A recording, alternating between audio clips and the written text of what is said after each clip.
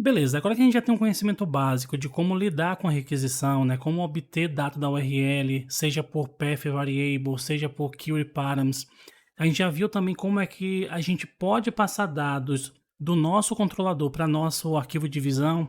A gente vai aprofundar um pouco mais, fazendo mais algumas brincadeiras aqui.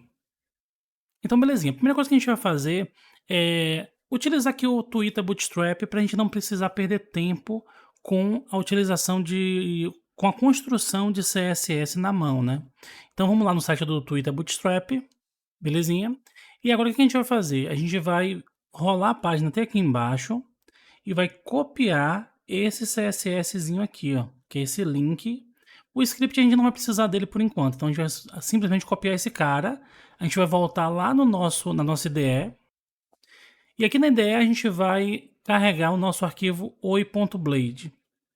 Nesse cara aqui, ó, logo depois do title, a gente vai colar esse link para o Bootstrap ou melhor, para o CSS do Twitter Bootstrap. Aqui dentro a gente vai fazer algumas configurações, ou algumas implementações. Eu vou cortar aqui, vou dar um Ctrl X aqui dentro. Vou simplesmente dizer que eu quero um container. Dentro desse container eu vou querer uma linha.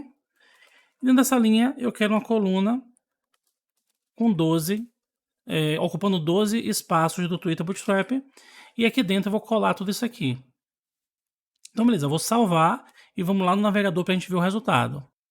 Então uma vez que a gente esteja aqui no navegador, a gente vai atualizar essa página. Então perceba que a tipografia já mudou, já criou também um espaçamento aqui lateral. Então, assim, isso... Deixa eu até dar um zoom out aqui, né? Mas isso aqui já indica que o nosso Twitter Bootstrap já está em ação, né? Então isso aqui é bacana para a gente poder fazer algumas brincadeiras. Então vamos voltar lá no código. E aqui a gente vai fazer o seguinte, ó. Vamos esquecer isso aqui por enquanto. Então vamos apagar isso aqui. E vamos fazer o seguinte, ó. Nessa parte aqui, eu vou dizer que a gente vai ter uma lista de tarefas. Ou seja, uma série de coisas que a gente pode ir fazendo, né? Então, aqui dentro, eu vou criar uma lista não ordenada com apenas um item. Esse item vai ser comprar pão, por exemplo. A gente tem aqui abastecer carro e dar banho no cachorro. Se a gente fizer desse jeito aqui, a gente não vai estar tirando proveito do Twitter Bootstrap. Então vamos lá na documentação ver como é que ele lida com listas. Então, chegando aqui na documentação do Twitter Bootstrap, a gente pode vir aqui em Docs. E aqui do lado, a gente vai ter uma série de coisinhas. Uma dessas coisinhas é este list group aqui. Então, se a gente quiser renderizar a nossa lista dessa forma aqui, basta que a gente utilize esse list group no UL e o list group item no LI. Então vamos fazer isso. Vamos voltar no nosso código. E aqui nós vamos atribuir uma classe com esse list group. E aqui a gente vai atribuir uma classe com o list group tracinho item. Então vou copiar esse cara aqui e repetir ele para todos os itens da nossa lista. Então beleza, salvei e vamos agora no navegador ver qual foi o resultado disso aqui. Então, vamos recarregar a página aqui. E ele já mostrou aqui pra gente uma listazinha no formato que está ali na documentação do Bootstrap. Vamos só dar um espacinho aqui para cima e para baixo para poder ficar mais interessante. Então vamos voltar lá no código. Aqui em cima vamos dar um class margem top 5 e margem bottom 5 também. Recarrega e belezinha. A gente já tem nossa lista de tarefas aqui. Só que esses dados estão chumbados ali no HTML. Se a gente quiser colocar dado dinâmico, a gente tem que ter essa flexibilidade de jogar o dado ali no controlador ou em outra camada. Quando a gente vai evoluindo mais, a gente vai ver que não é tão interessante ficar colocando dados no controlador, muitos dados no controlador, na verdade. E a gente vai pegar esses dados e passar para view. A gente já viu como é que faz isso, mas vamos brincar um pouquinho mais com isso. Então aqui na IDE, a gente vai aqui no Hello Controller. E primeiro que esse dizer oi já não está fazendo mais sentido para a gente, porque a gente não está mais brincando com aquilo, né? Então vou tirar essas variáveis daqui. A gente acabou nem passando para frente, mas daqui a pouco a gente brinca melhor com isso aqui.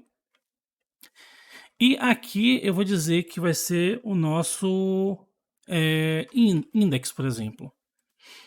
Então, esse index vai ser a página principal que a gente vai receber. Normalmente, quando a gente está trabalhando com HTML puro, por exemplo, nosso arquivo principal é o index.html.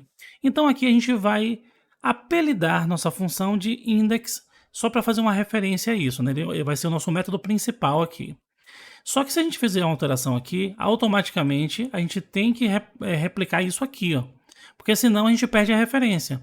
Então eu vou dizer que eu não preciso mais desses parâmetros aqui, vou tirar eles. E aqui o dizer oi eu vou chamar de index.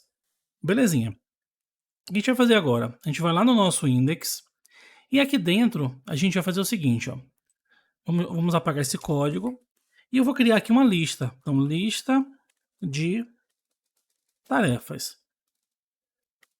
Então, essas tarefas vai ter comprar pão, abastecer o carro, dar banho no cachorro e ir ao mercado. Vamos deixar todas essas tarefas aqui. Só que o que acontece? Isso aqui é uma simples lista. Se a gente salvar isso aqui e ir no navegador, a gente vai ver que nada vai ser renderizado na tela.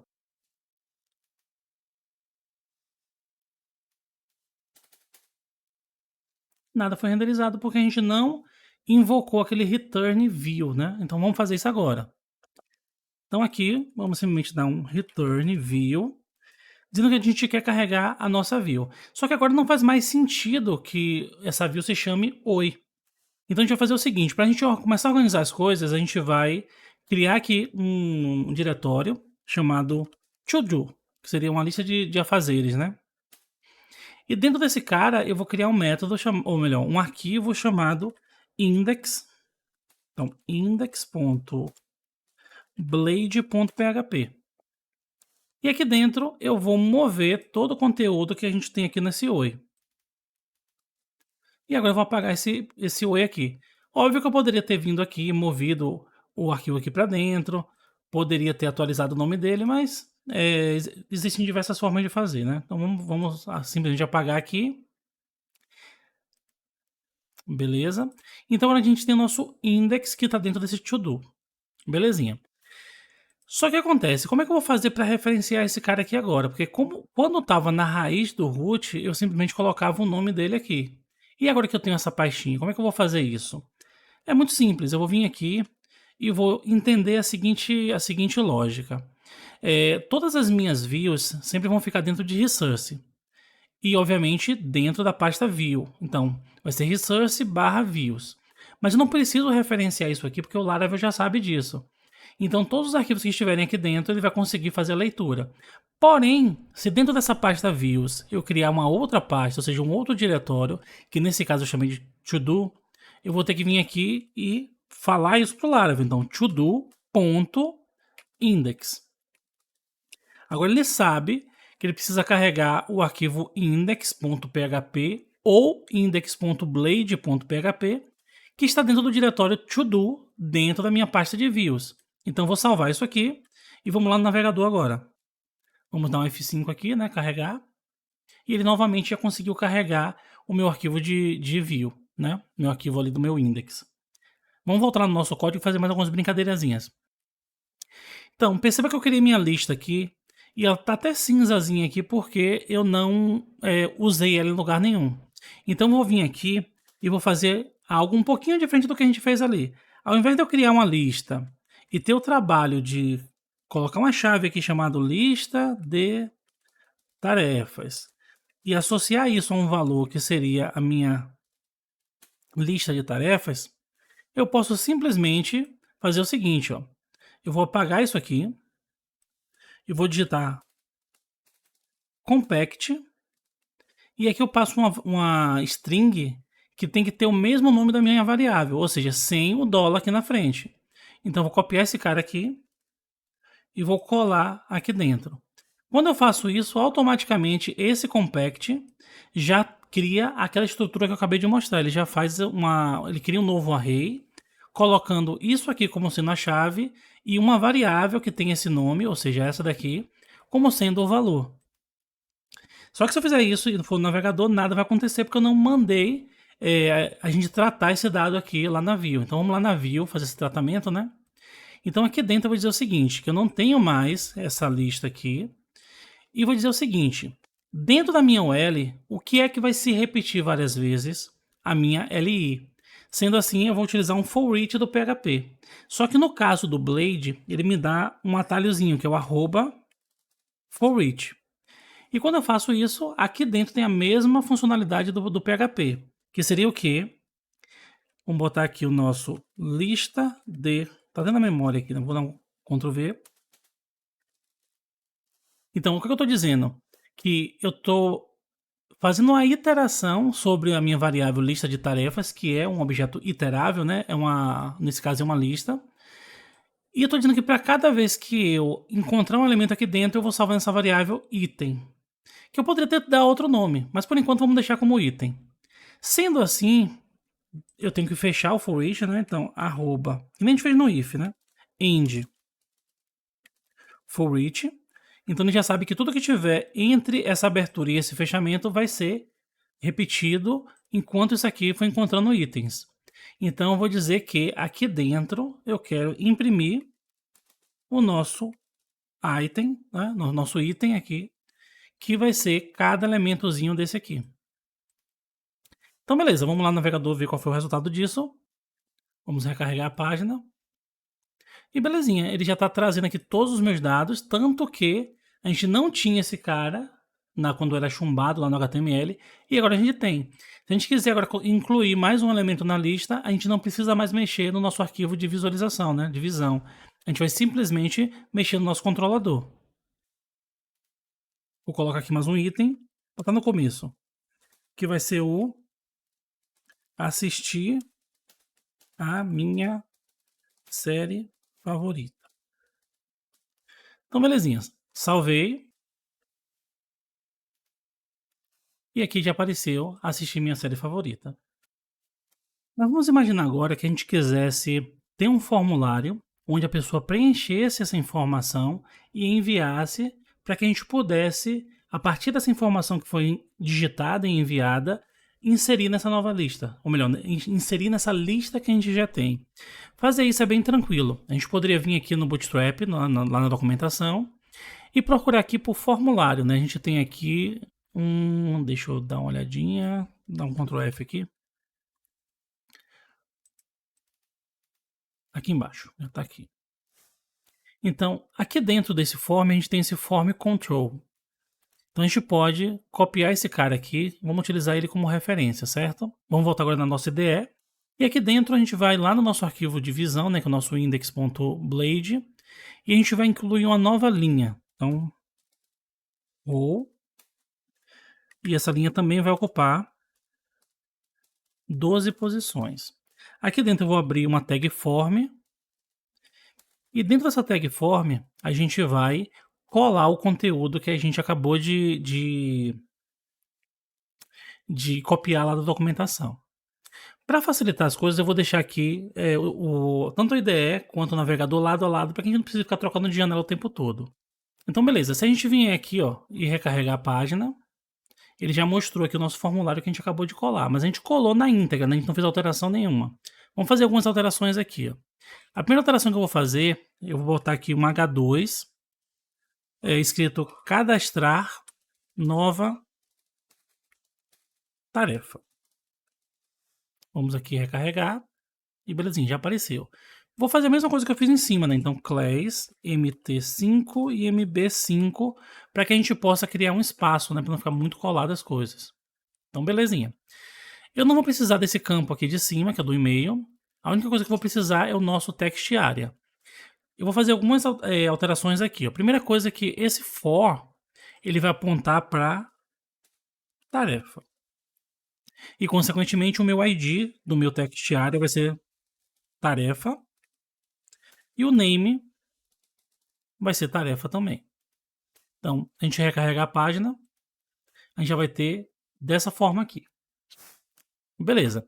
A gente tem aqui esse label, que vai ser simplesmente... A gente pode não colocar ele ou deixar ele aqui com outra frase. Mas como já está aqui cadastrar nova tarefa, eu vou simplesmente remover ele, para a gente não vai ser útil aqui. Belezinha, já tá aqui. Posso até diminuir também um pouquinho a margem de cima, né? Tá muito grande. Belezinha. E agora eu vou colocar aqui um button. Uma classe btn primary. Com um textinho cadastrar. Belezinha. Vamos também colocar aqui um MT3 para não ficar muito colado. E show de bola, já tenho aqui meu formulário e já tenho aqui a minha lista. A ideia é que quando eu preencho alguma coisa e clico em cadastrar, essa coisa apareça aqui em cima. Só que a gente já sabe que com o PHP isso não é tão trivial quanto é com o JavaScript, porque o JavaScript ele manipula tudo que está na sua tela ali, né? Em tempo real, vamos dizer assim, né? Você fez uma alteração, ele já consegue na mesma hora refletir essa alteração, porque tudo está no front-end, está tudo no lado do navegador ali. No caso do PHP, a gente precisa fazer uma requisição para o servidor, enviar esse dado, ele vai processar e vai devolver ali na lista. Então o que a gente vai fazer aqui, ó? Eu vou fazer aqui. A primeira coisa que eu tenho que fazer é dizer pro meu HTML para onde que eu vou enviar essa informação. Quando a gente não informa nada aqui em cima no action, automaticamente ele manda para a mesma página. Beleza. Quando a gente também não informa o method, ele automaticamente já utiliza get. Então a gente também não precisa informar, porque a gente vai, para esse exemplo, a gente vai fazer com get mesmo. Então, show de bola. Vamos simplesmente fazer o seguinte, ó. Se eu preencher alguma coisa aqui, por exemplo, comprar um novo computador e disparar, perceba que aqui ficou em branco, não apareceu nada aqui, até porque a gente não programou isso ainda, mas aqui em cima, perceba que apareceu, ó, tarefa, ou seja, foi criado um query param aqui, né? Uma query string com a variável tarefa e com o valor comprar um novo computador. Esse maisinho aqui significa um espaço em branco aqui na URL, né? Então o que a gente vai fazer? A gente precisa ler essa informação e refletir ela aqui embaixo. Então como a gente pode fazer isso? Vamos lá no nosso controlador. E a gente vai dizer o seguinte, ó. Eu quero pegar uma nova tarefa que vai vir do meu request, pegando a partir do meu tarefa. Ou seja, ele vai lá na requisição, vai entender que alguma coisa foi passada por get, ou seja, foi passada pela query params aqui em cima, e essa coisa está numa variável chamada tarefa, ou seja, está aqui em cima na tarefa. Então esse valor vai ser devolvido para a minha variável tarefa. Só que a gente não está utilizando essa variável tarefa, perceba que ela está aqui acinzentada ainda. O que a gente vai fazer? Eu posso vir aqui embaixo e dizer que lista de tarefas, na posição, qualquer posição, não vou colocar nenhuma informação ali, vai receber a nova tarefa. Isso aqui funciona mais ou menos como um push de algumas linguagens, como por exemplo o JavaScript, né? Então a gente está empurrando para dentro da lista aqui por final essa nova tarefa. Então o que a gente vai fazer aqui agora? A gente vai limpar esse cara aqui, recarregar a página e perceba que ele está colocando aqui dentro essa informação que foi passada por get. Porque ele tá entendendo que esse cara aqui recebeu um valor em branco. E não é isso que a gente quer. A gente vai dizer o que então aqui, ó? Eu só vou fazer essa inclusão se nova tarefa for diferente de em branco. Então vamos mais uma vez salvar aqui. E belezinha, ele já não está mais incluindo. Então o que a gente vai fazer agora? Eu vou vir aqui e vou dizer que eu quero comprar um novo computador. Cadastrei e apareceu aqui embaixo comprar um novo computador. Só que isso é meio limitado. Por quê? Porque toda vez que eu enviar uma nova informação, por exemplo, comprar uma nova motocicleta, a informação anterior é perdida e uma nova informação é gravada. Então a gente precisa de uma forma para poder deixar esses dados de forma persistente, de forma permanente. E é isso que a gente vai ver no próximo vídeo.